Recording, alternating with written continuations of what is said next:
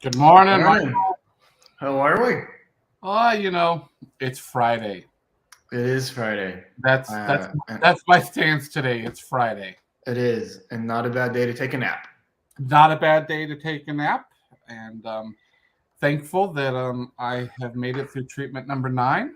3 more to Mm-hmm. go, Mm-hmm. and but really excited to be here today on Experience Friday Live. We have an amazing guest with us, and it's really a great topic because everyone does have a story. But before we jump into that, Michael, just a couple announcements, and then I'll have you share why we are even doing this show and why we keep doing this show. It's been over a year now.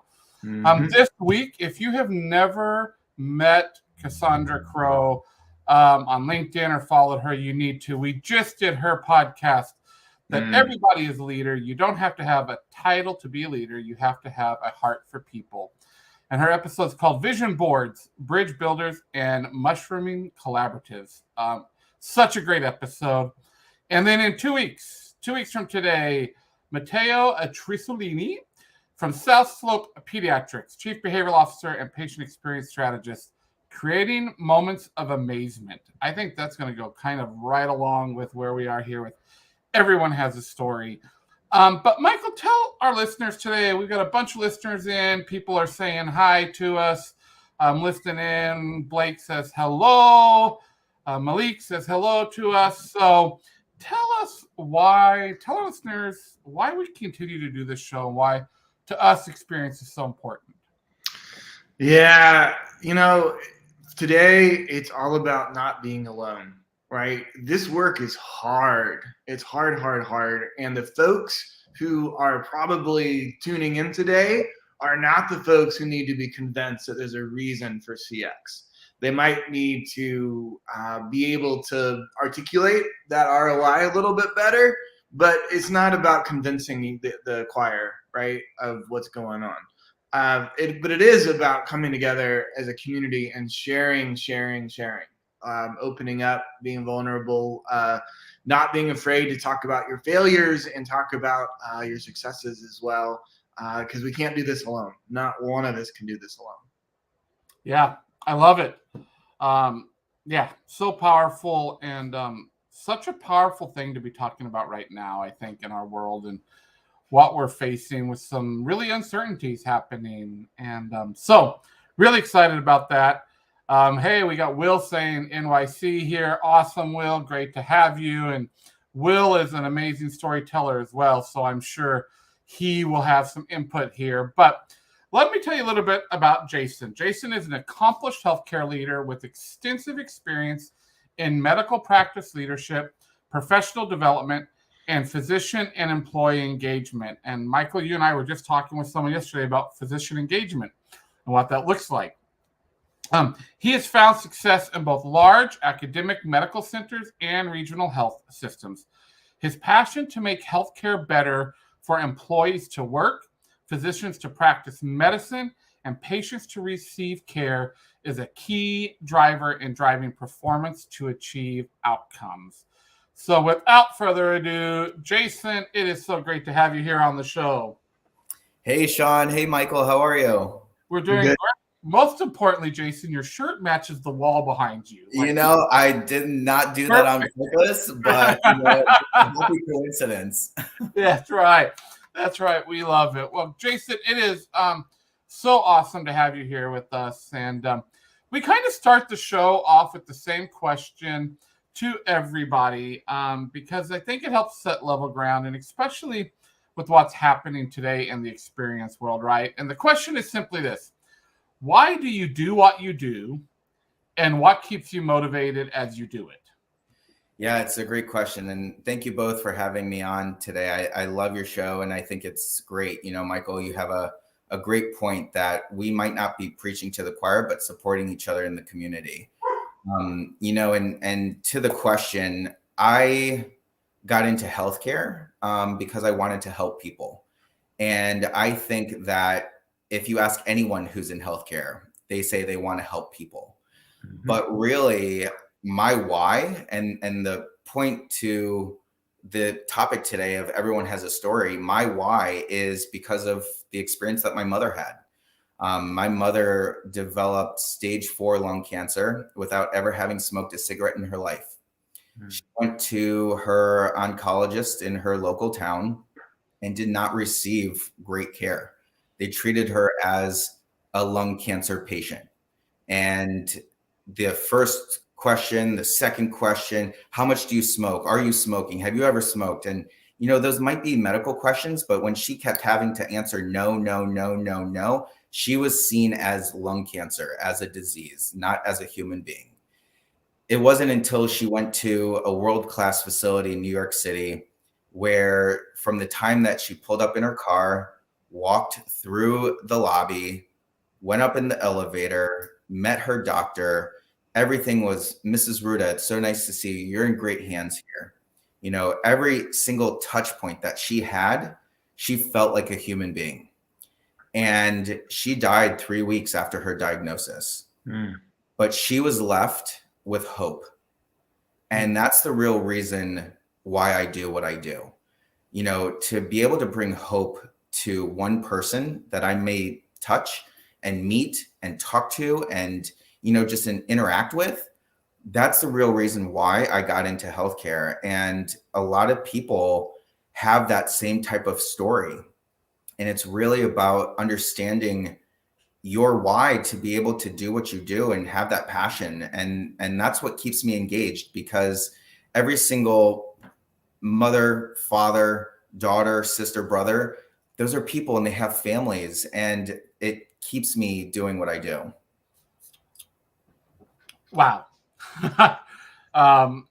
Yeah, I love it. And already we're getting comments, Jason, powerful, right? Like, that is so true. And to be honest, I think, Michael and I had a discussion a little over a year ago about how do we broaden out of healthcare in the work that we do at Mophie and experience.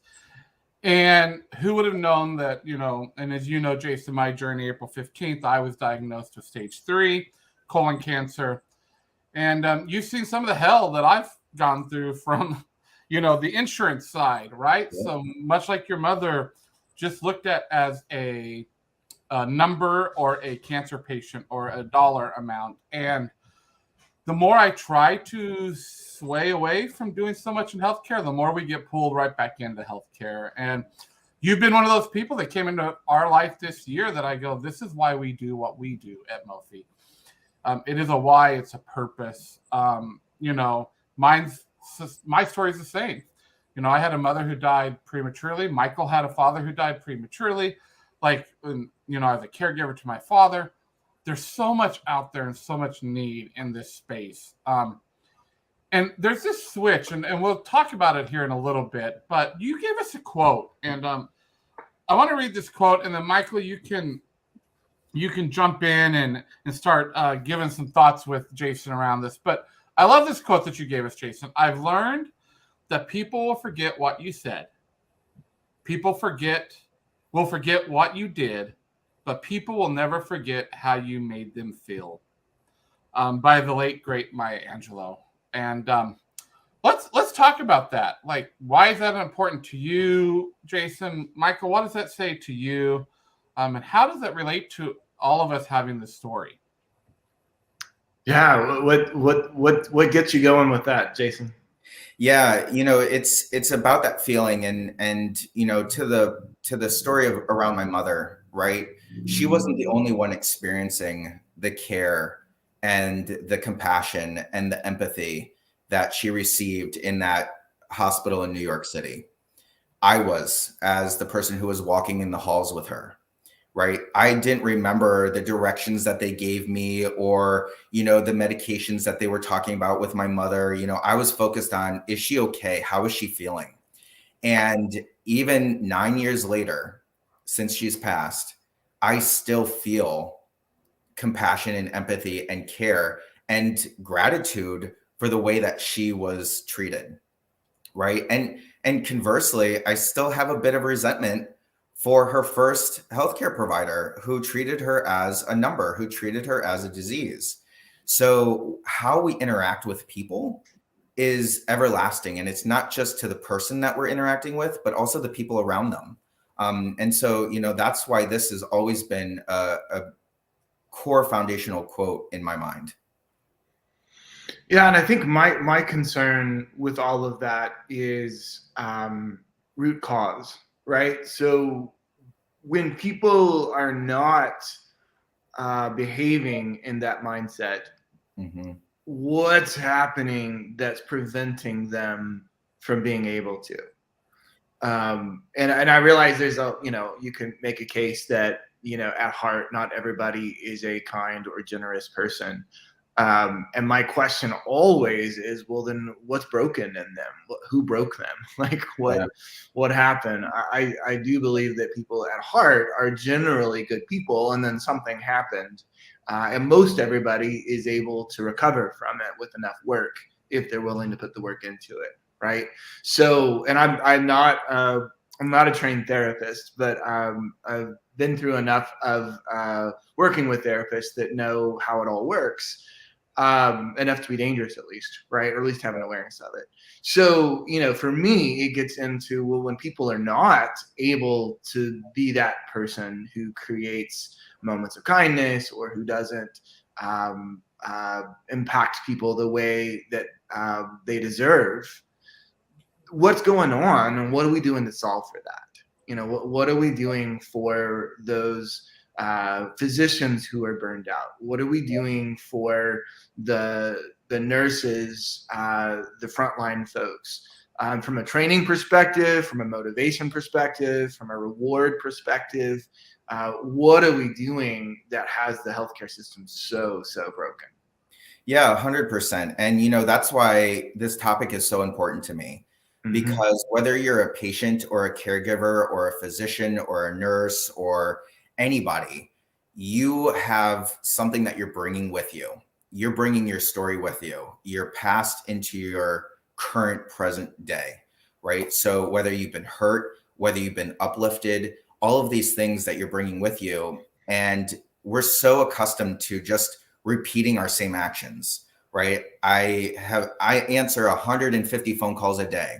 I take blood pressure 200 times a day, but it's the first time that patient and that family is experiencing it then and there, right? And so when a woman comes into the practice and I'm abrupt with her because she's 10 minutes late, what we don't understand is that maybe her car broke down. Maybe she was having trouble getting her kid to school. Maybe she just broke up with a spouse or partner, or has some kind of, issue going on. Just like we're bringing our own story to every situation, the person in front of us is bringing their own story to every situation. And, we start talking about this thing called human understanding. And I'm trying to understand the person in front of me as much as they're trying to understand me. And so we have to first start, in my opinion, understanding who we are and understanding my why, so that I can fully listen to who you are and understand who you are and have that mutual appreciation for each other. And that plays big into burnout, getting back to that why and getting back to, understanding that I came into medicine for XYZ and really to help heal sick people. And that's a critical piece of starting to reduce that burnout, I think.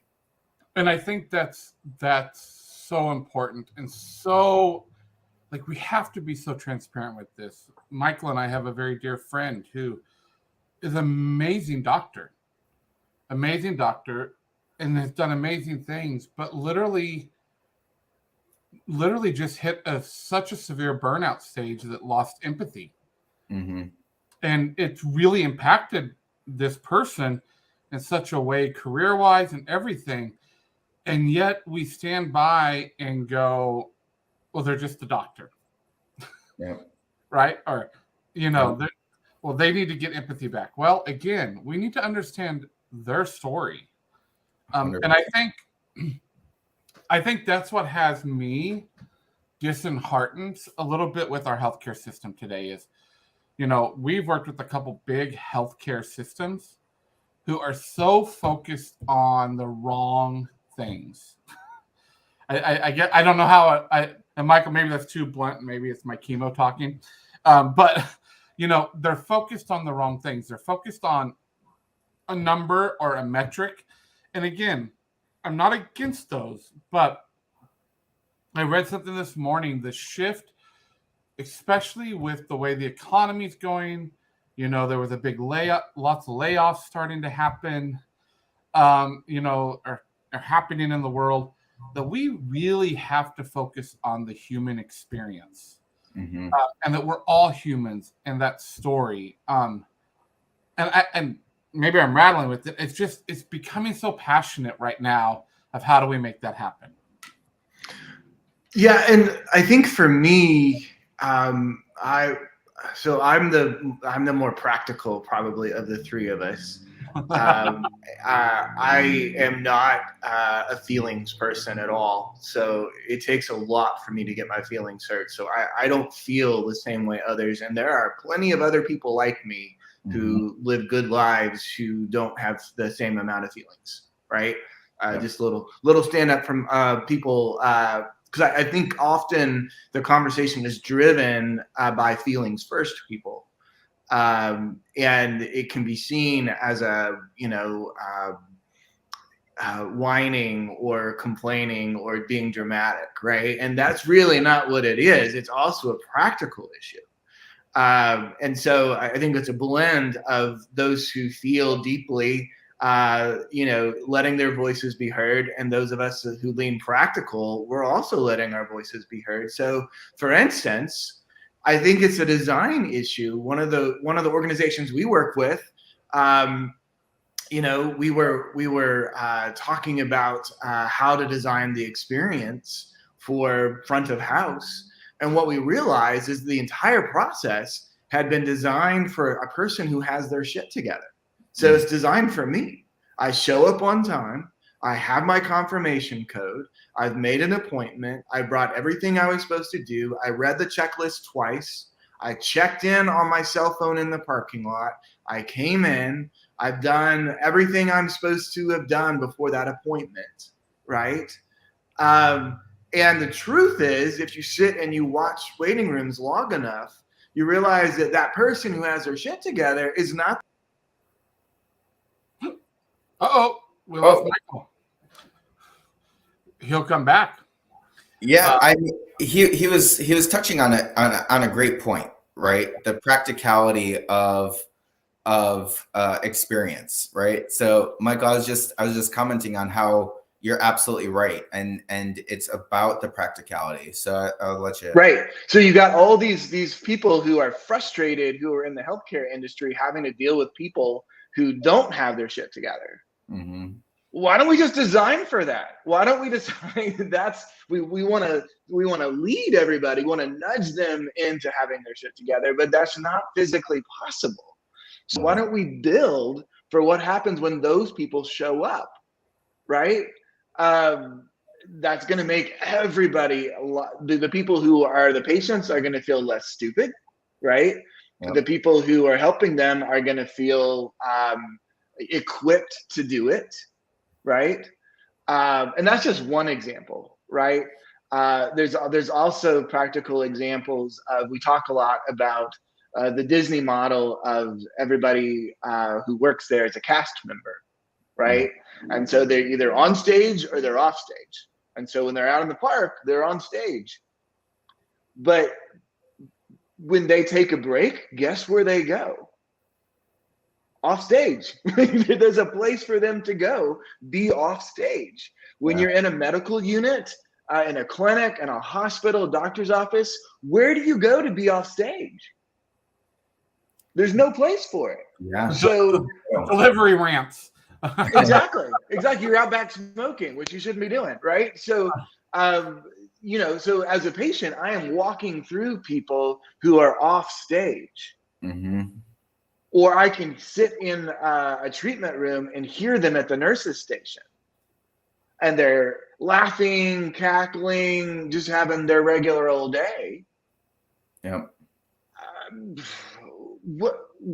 That's just a bad design. Like, it's just a bad design. 100%. It doesn't allow for people to get that break. And Right. again, Right. tying back to burnout, it is always being on stage will make you exhausted.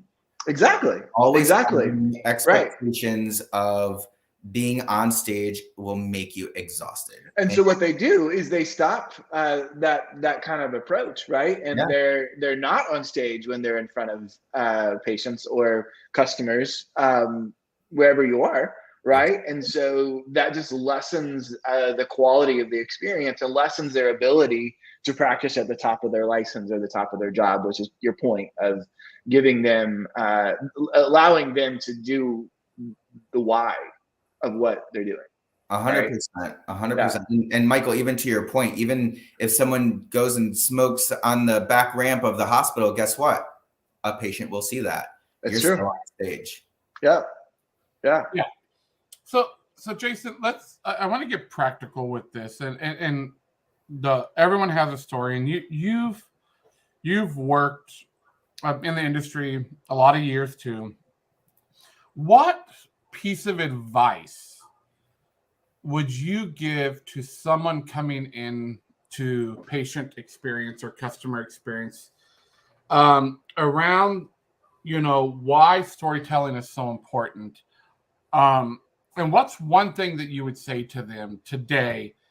Don't lose sight of this as you're entering this career. Yeah, 100%. It's a great question, and I'll steal my answer from Ted Lasso. Be curious, not judgmental. And I will share a story of mine. So I was working as a manager of a department of surgery at a hospital health system. And one of my team members came to me and said, Jason, I've been on the phone with this woman for half an hour. She is getting progressively more and more angry. I'm trying to schedule her for surgery. She's already canceled a couple times, and I just can't get her to schedule for surgery. And now the doctor's on me for it, and I need your help.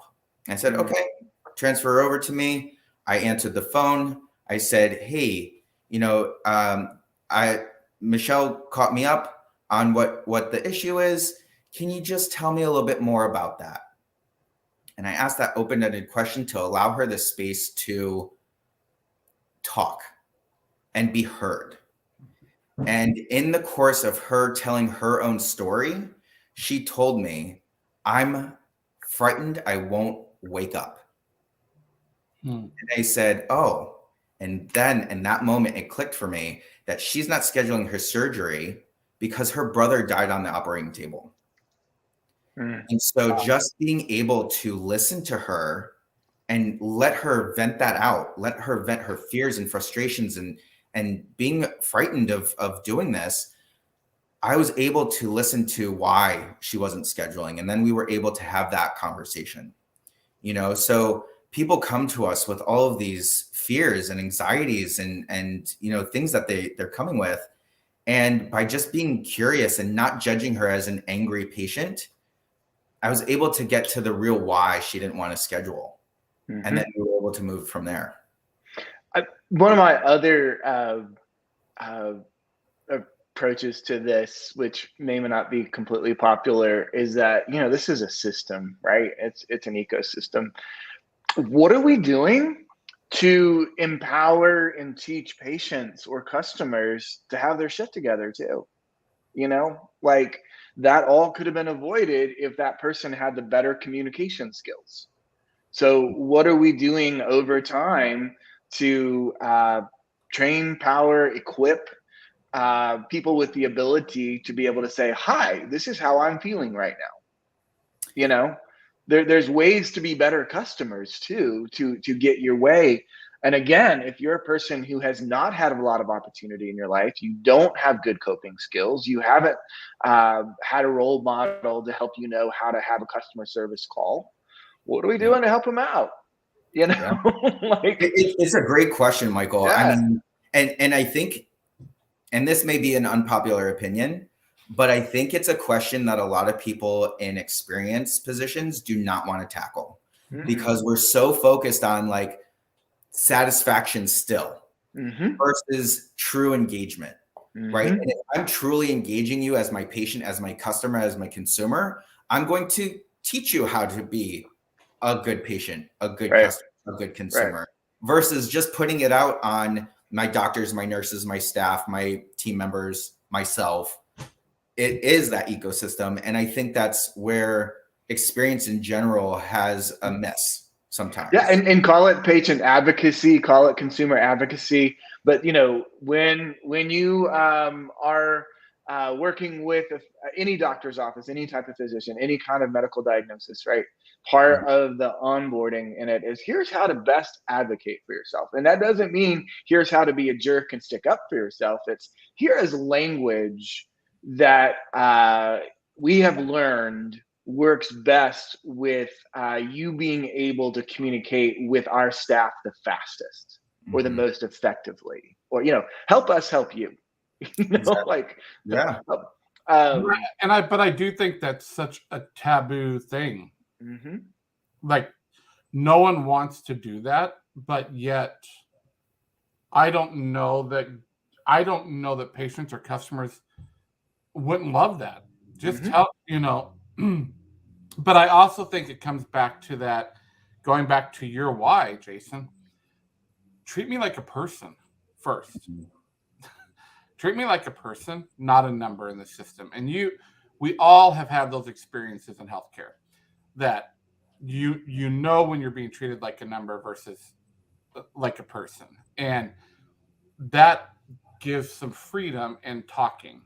I had an instance yesterday with my nurse when I went in to have my pump taken off, where she asked me a question and I was like, why has no one asked me that? And I'm through 9 treatments. Yeah. I mean, it's bidirectional, right? Bidirectional communication, bidirectional empathy and compassion. I mean, just think about over the course of the last 2.5, 3 years where we had COVID and our doctors and nurses and advanced practitioners were seen as heroes. Over the last 6 months, I haven't heard more instances than I ever have in my entire career of patients physically attacking these caregivers. And so, that in and of itself right there just goes to show me that there's a break in our ecosystem and we need to do better at the whole thing, So it's really, the dynamic has shifted in so many ways. Yeah, it's quite scary. I mean, it's not just in healthcare, right? We've heard it on airlines. We hear it everywhere. Brother Will, who has been on here with us today, talks about just kindness. We all need more kindness. And I think that really is, we all need to live in some kindness right now, because I think everyone's burnt out. I think everyone's tired, and we're trying to figure out what's next. So 100%. And that's taking it back to understanding other people's story. Yep. I love it. Well, Jason, it's come to the point where we close up. Thank you. And thank you for sharing your story and doing what you do and making an impact. And I love this. Yes. One last thing. Someone said it. Like you, bi-directional relationship. Yeah, it's Mateo. Right? It's Mateo, who is going to be on in 2 weeks. So, awesome. So he will, he's listening in, and my wife's listening in too. She said, yes. So, awesome. Well, if you'll hang out for just a little bit, Michael and I will close up, and then we'll say bye to you before we close everything out. Awesome. Well, thank you so much. It was great to be on. Awesome. All right, Michael, any big plans for the weekend? Yeah, we're going to celebrate our wedding anniversary this weekend. Your wedding anniversary this weekend. So, yes. And congratulations to you guys. This is year 26 to you. It is. Yeah. I know Michael's anniversary because it's a year and a week apart from mine. And Carla and I will be celebrating 25 on the 15th. So, well, have a great weekend, Michael. And everybody else, And just a couple last things for people. You can send us an email at hello@mofi.co if you have any questions. You can follow us at mofi.co or seannason.com. Connect with not only Michael and I, but Jason on LinkedIn as well. But most importantly is if you play in this experience ecosystem we're talking about, we would love to have you on the show. Send us that note. And I'm just going to leave with this because I loved it. Be curious, not judgmental. Mhm. So thank It's you. a great episode. Yeah, if you haven't seen it. Yeah. So, all right. Everyone have a great weekend, and we will see you later.